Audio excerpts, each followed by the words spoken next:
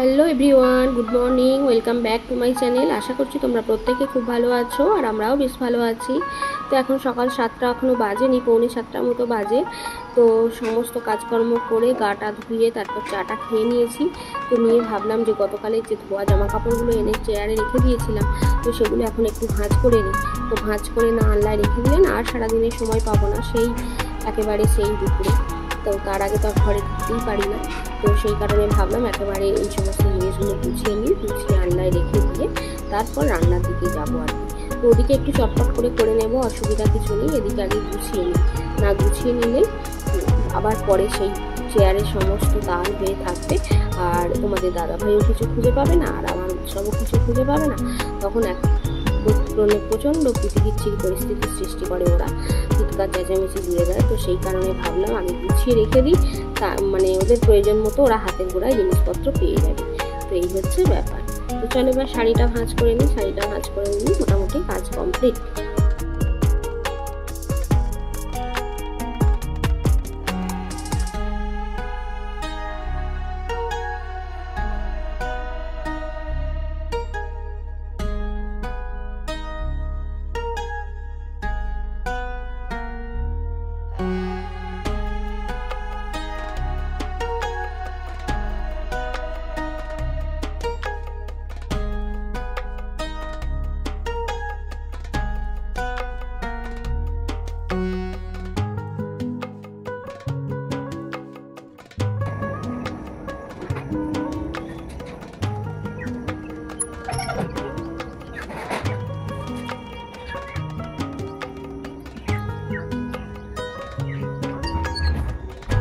আনাজ সবজি কেটে নিয়ে চলে আসলাম রান্নাঘরে। আজকে হবে কচু পলতা, মানে পলতা শাক, আলু বেগুন এইসব দিয়ে ডালনা হবে, আমড়ার চাটনি, ভেন্ডির ঝাল।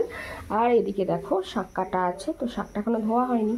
তো শাক ভাজা হবে, 5 মাসেরই শাক আর কি। এর মধ্যে আছে কলমি শাক, নোটে শাক, বর্মা শাক, এই সমস্ত সব রকম শাক আছে। তো এই সমস্ত শাক দিয়ে হবে ভাজা। আর ফ্রিজে আছে মাছের ঝাল করবো, আর ভেন্ডিটা ঝাল করবো। তো ভেন্ডিটা এখনও তেল দিইনি, শুধুমাত্র একটু ওই যে লাল মতো ভাবটা থাকে না, একটু মেরে নিয়ে তারপর আর কি তেল দেব। তো চলো এবার রান্নাবান্না করি এক এক করে।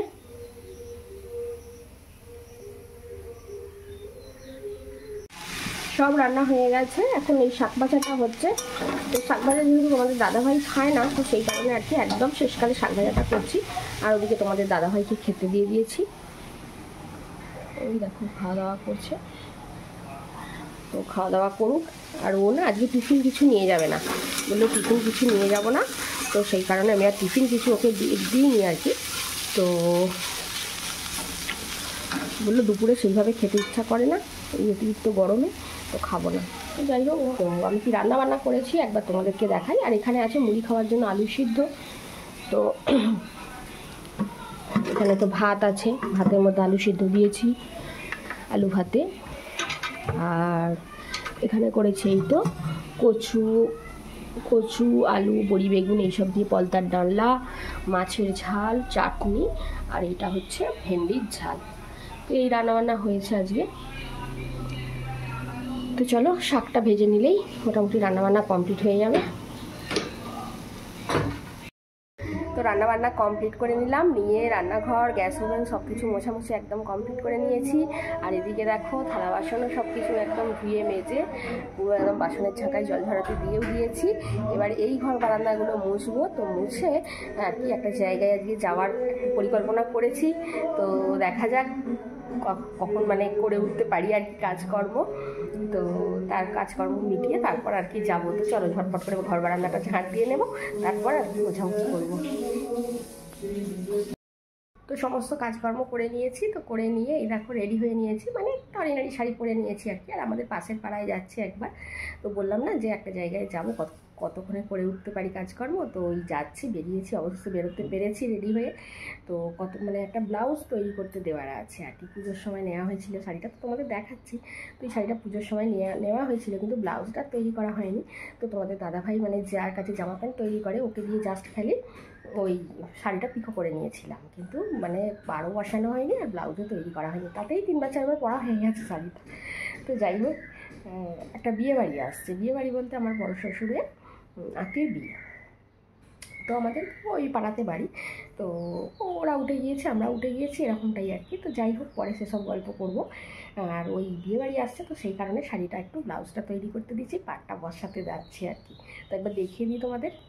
তো এই ব্লাউজটার মাপ দেব, আর এই ব্লাউজটার কথা আমি পরে বলছি। আর এই দেখো, এই শাড়িটা আর এই শাড়িটার জন্য একটা পাড় আছে, আর এর ভিতরে ব্লাউজ পিসটা আছে আর কি, প্যাকেটটার ভিতরে আর কি।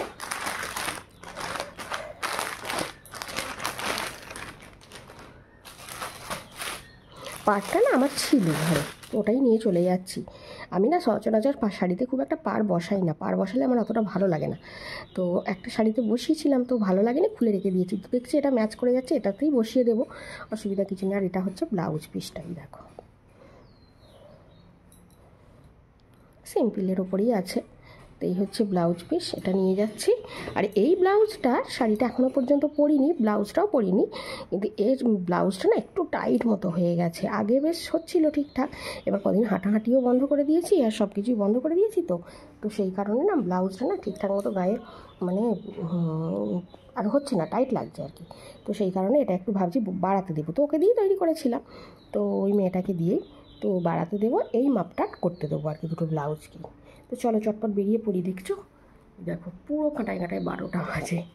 তো চলো, তো ব্লাউজটা তৈরি করতে দিয়ে চলে আসলাম। আর পার্লারে গিয়েছিলাম একবার ভ্রুটা করবো বলে, কিন্তু পার্লারে এত পরিমাণে ভিড়, ওই ফেসিয়াল আর ওই ম্যাসাজ করার এত ভিড়, তো বলে অনেক দেরি হবে। তো সেই কারণে আবার ফিরে আসলাম, কারণ একটা অলরেডি 12টা 40 হয়ে গেছে। তো থাক, সামনের সপ্তাহে যাবো বিয়েবাড়িতে, পরের সপ্তাহে অসুবিধা কিছু নেই, সামনের সপ্তাহে যাব। তো একটা কাজ নিয়ে গিয়েছিলাম, ভাবলাম যে একটু তাহলে করেই আসি, কিন্তু না, হলো না। তো পরে যাব আবার, অসুবিধা কিছু নেই। তো চলো এখন স্নান দান করবো, ছেলেটাকে একটু সাবান মাখিয়ে দেবো।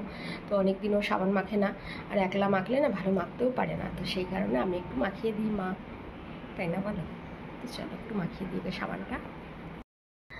তো এখন খাওয়া দাওয়া করে চলে আসলাম ছাদে। ছাদে এসে কাপড় জামাগুলো মেলে দেবো। তো চান টান করে আর কি কাপড় জামাগুলো রেখে আর চলে গিয়েছিলাম। এই দেখছো কাঁচা ধোয়া সব কাপড় জামা আছে, তো এগুলো রেখে আর চলে গিয়েছিলাম।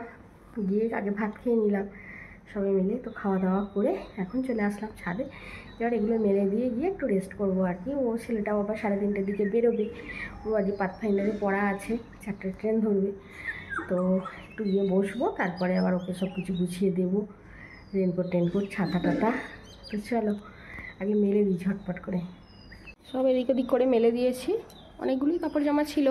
স্নান করেছি, তারপরে তোমাদের দাদা ভাইয়ের সব হাঁটতে যাওয়া, তারপরে কাজে যাওয়া, বেরোনোর জামা কাপড়, আর এই ঘরে না অনেকগুলো জামা কাপড় আছে, এগুলো সব এবার নিয়ে নিচে চলে যাব, কারণ ওইগুলো ভিজে থাকবে, ওগুলো চাড়াতে হবে এখানে। তো যথারীতি তোমাদের দাদা ভাই তো কাজ থেকে বাড়ি চলে এসেছে। তো এসে আর কি জোর খিদে পেয়ে গেছে, কারণ ও তো আজকে টিফিন কিছু নিয়ে যায়নি। তো একটু গ্লুকন্ডি গুলে দিলাম, খেলো। তো খাওয়ার পর বললো যে খুব খিদে পেয়ে গেছে। তো সেই কারণে আবার দুটো মুড়ি নিয়ে আসলাম, আর একটু বেশি করেই নিয়ে আসলাম। ও দুটো খাবে, আমিও দুটো খাবো। তো এই মুড়ি টুড়ি খাওয়ার পর ভাবছি আজকে দুটো ভাত বসাবো, কারণ কালকে আছে ষষ্ঠীর উপবাস। গুড ইভিনিং, এখন রান্নাঘরে চলে এসেছি। তো আজকে করছি ভাত, অন্যান্য দিন রুটি করি, তো আজকে আর রুটি করলাম না, কারণ হচ্ছে এক তো গরম গরম, ঠিক আছে অসুবিধা কিছু নেই। তো আগামীকাল আছে আর কি জামাই ষষ্ঠী। তো সেই কারণে আমার তো উপোস, শাশুড়ি মাও উপোস করেন অন্যান্য বছর, কিন্তু এবছর উনি উপোস করবেন না, ওনার শরীরটা ভালো নয় বলে করবেন না বলছেন। তো যাই হোক, সেটা তার ব্যক্তিগত ব্যাপার। আর তোমাদের দাদা ভাই আর উৎসব ভাত খাবে কালকে, কিন্তু আমি তো আর ভাত খাবো না। তো সেই কারণে আর কি আজকে একটু ভাতই করলাম রাত্রের দিকে। তো রোজ দিন তো রুটি খাওয়াই হয়, অতটা রুটি এই গরমে আজকে ভালোও লাগছে না। তো যাই হোক, মুসুরির ডাল, ভাত, আলু ভাতে দিয়েছি, আর ডিম ভাজা করবো। আর শাশুড়ি মা আবার ভাত খাবেন না, ওনার জন্য আবার দেখি একটু আলুর তরকারি বানিয়ে দেবো। তো এই হবে রাত্রের মেনু আর কি আজকে। আর ছেলে তো পাথফাইন্ডারে পড়তে গেছে, ওর আসতেও অনেকটা দেরি হবে, 9:30 10টা বেজে যাবে। তো এখন এই 7:30 8টা বাজছে, আর 7:45 নাগাদ বাজছে।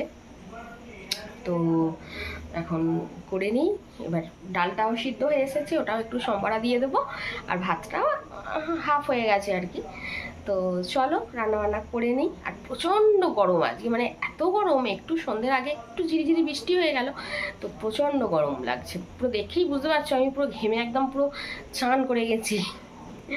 তো চলো কি আর করা যাবে। আর কাজের মধ্যে থাকলে একটা জিনিস কি, কাজের মধ্যে থাকলে না অতটা গরম বলে মনে হয় না, কিন্তু বসে দাঁড়িয়ে থাকলে সে এক অসহ্য পরিস্থিতি। তো যাই হোক, আর বকবক করবো না, এবার ডালটা সম্বরা দিয়ে দিই। এখানে ভাতটা উপর করে দিলাম, ভাতটা হয়ে গেছে।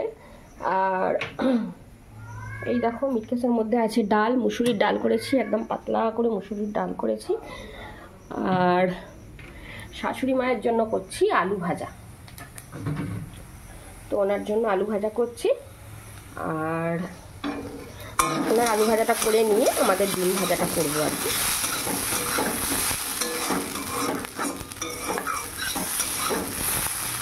মুড়ি দিয়ে খাবেন। আর তারপরে এখানে আমাদের ডিমটা একদম রেডি করে রেখে দিয়েছি, ডিমটা ভাজবো, তাহলেই হয়ে যাবে, রান্নাবান্না কমপ্লিট। তো এখন ডিমটাই তো ভাজা হচ্ছে, আর একদম সিম করে দিয়েছি। আর গ্যাস ওভেনটা না বেশ কিছুদিন হলো প্রবলেম করছে বলতে একটু মানে সিম করতে গেলে নিভে যাচ্ছে আর কি, বড় ওভেনটা কি সমস্যা হয়ে গেছে কে জানে। তোমাদের দাদাভাই মানে দোকানে যে সারায় আর কি, তো উনি যার কাছে নিয়ে যাবে সে গ্যাসের ডেলিভারি বয়, তো তো আর রোজ দিন থাকে না, সোমবার দিন নিয়ে যেতে বলেছে। এবার সোমবার দিন তো আমাদের রান্নাবান্না তোমাদের দাদা থাকে না, এই নিয়ে সমস্যা হয়ে যাচ্ছে আর কি। রবিবার হলে, রবিবার দুপুরের দিকে বা সন্ধ্যার দিকে হলে ঠিক আছে, তোমাদের দাদাভাই বাড়িতে থাকে। তো যাই হোক, দেখা যাক কবে নিয়ে যেতে পারে।